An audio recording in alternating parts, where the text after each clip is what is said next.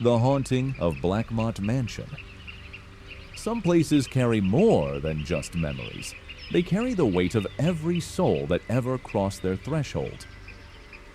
Blackmott Mansion was one of those places. Opening scene.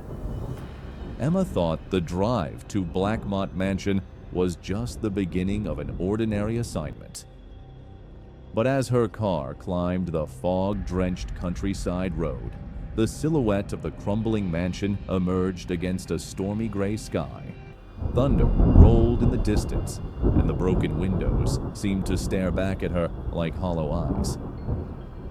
Emma's mission. Emma, a journalist in her mid-30s, had been tasked with writing a fluff piece about the mansion. Papers and photographs of its haunted history lay scattered on her passenger seat. "Easy money," her editor had said. But the moment she approached the creaking gates and they swung open on their own, she knew this was no ordinary story. Locals had whispered about Blackmott's curse. 5 families had lived there in the past century, and each time, someone vanished without a trace. Emma's skin prickled as she stepped onto the overgrown driveway. Inside the manor. The air inside was heavy, oppressive. Dust hung like a veil in the dim light, filtering through cracked stained glass windows. The floorboards groaned under her cautious steps. Faded portraits of the Blackmott family lined the walls, their painted eyes seeming to follow her every move. Then came the first whisper, faint, almost indistinct. Emma froze, her breath hitching. She called out, but her voice felt swallowed by the cavernous silence. The hidden room.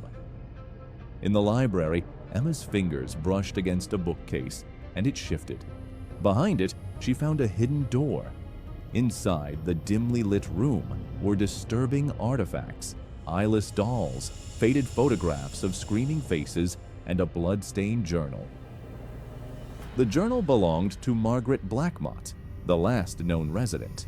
Its frantic scrawls detailed shadows that moved, whispers in the dark, and something sinister in the mirrors. The ghost appears.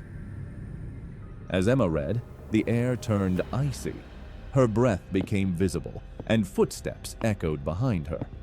Turning slowly, she saw a ghostly figure, a woman in a tattered dress, her face obscured by shadows. The figure stared at her, unmoving, as Emma's heartbeat thundered in her ears. Suddenly, a deafening scream shattered the stillness, and the room plunged into darkness. The twist. When Emma came to, she was still in the hidden room, but the journal was gone. The walls were now covered in frantic writing, spelling out one word: stay. She tried to leave, but every door was locked, every window sealed. Then she saw her reflection in an antique mirror. It smiled back, but its eyes were black as coal. Emma pounded on the glass, but the reflection mimicked her in mockery before walking away, wearing her face. What would you do if you couldn't trust your own reflection? Blackmott Mansion doesn't just take people, it keeps them. Now it has me. Do you believe in curses now? Share your thoughts in the comments. And if this story chilled you to the bone, don't forget to like, subscribe, and hit the bell for more tales from the ChillSpine.v.